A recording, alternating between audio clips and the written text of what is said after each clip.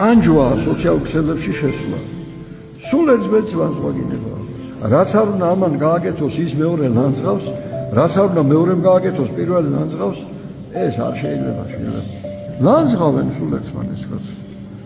არაფრით არ შეიძლება შვილებო ეს. არაფრით. იმით გიცნობთ რომ ყველა რო ქრისტიანები ხართ, თუ კი ერთმანეთი გეყარებათ. აბა სად არის სიყვარული? ნახეთ რა სამობს უფალი.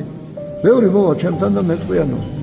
უფალო, არა შენი სახელის გულისთვის ვაკეთებდით ამასო, ხო შენი სახელის გულისთვის ვაკეთებდითო, შენი რწმენის გულისთვისო და მე მათ ვეტყვიო, წარვედი შემგან უჟულობის მოქმედნო, არ გიცნობთ თქვენ.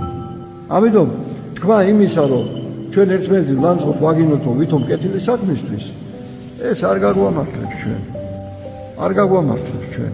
ვინც უკანონოდ იქცევა, ის ჯილდოს ვერ მიიღებს, როგორც პავლე მოციქული ამბობს. ამიტომ ერთმანეთს უნდა შევიყვაროთ.